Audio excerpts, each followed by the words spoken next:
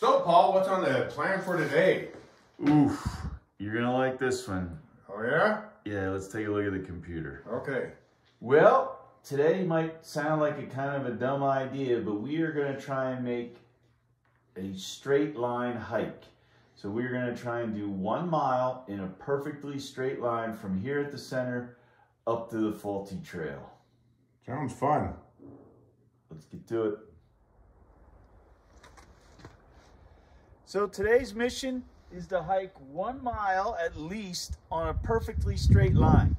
So what we're gonna do is we set up on CalTopo, that's a navigation app, a straight line. And then on that app you can set buffers on either side. So we have a 25-foot buffer on either side of the line. So we're gonna try and stay within that 50-foot space for an entire mile. You may be wondering why we would do such a thing. Well, it seemed like a fun challenge, but also it's something that scientists do all the time. It's called a transect, and it helps them take a random sample of any given ecosystem.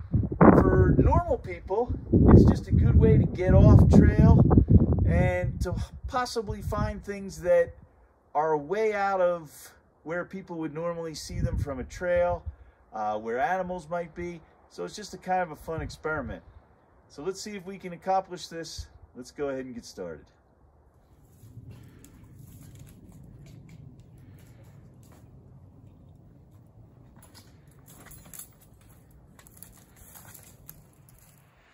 The Sandia Mountain beavers have been very active in this area. No, just kidding. If we look across this whole area, we see all these piles of brush. For our mission today, we're actually very lucky. This area has been thinned by the Forest Service and then is scheduled to have a prescribed burn, I think, next winter.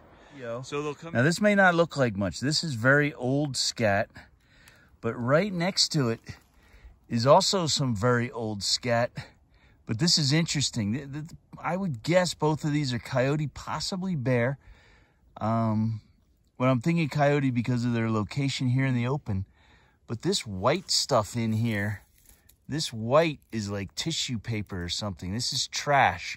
So that's why it's very important to take care of our trash, make sure we clean up after ourselves when we're in the woods, because the animals will find it.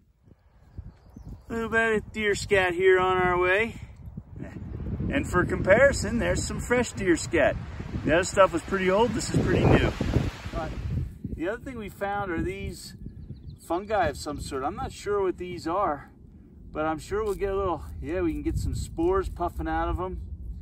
Just some sort of fungus that I'm not sure what it is, but interesting nonetheless. So this has turned out to be much harder than we thought. We have dropped down and climbed back up hill after hill. And what we're finding that's interesting is it keeps pushing us to the left. It's really hard to stay in the box. We keep drifting left for some reason. I've heard that your dominant leg, which for both Daniel and I is our right leg, often pushes you towards the side of your less dominant leg. I'm not sure if that's what happened or if it's just the terrain that's really messing with us, but we have a good view of civilization behind us, but we're heading deeper into the Sandia Mountain wilderness. This is a screen recording of us trying to get back on track. The purple line is the line we're trying to stay on, and the 2 yellow lines are the buffer that we tried to stay in between. It turned out to be much harder than expected.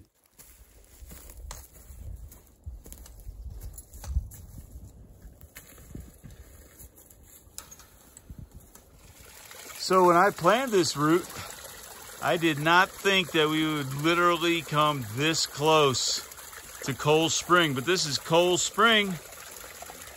Okay, so what we have here, we are now like really into the forest. It's deep, there's not a lot of things around us, and we come across this beer can, which you would think that shouldn't be here because there shouldn't be a bear can here. But what has happened is, if we look at it, we all see all these holes right here. These are puncture marks. Bears have a very keen sense of smell. They can smell that beer inside the can. Therefore, they have grabbed it from someone's cool chest, brought it up here, had a frosty one. So when we embarked on this sort of silly little adventure, this is the sort of thing we were hoping to find. This is a tree that's been struck by lightning and burned from the inside out. That's why it's hollow.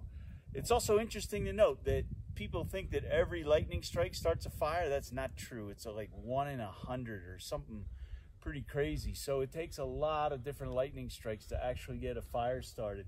And what happened here, if you look, this whole forest isn't burned down.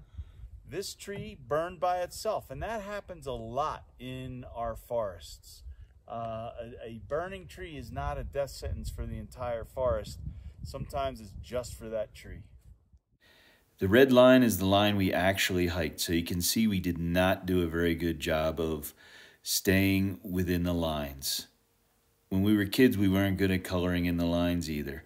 But we had a lot of fun trying. I recommend you get out and try it too.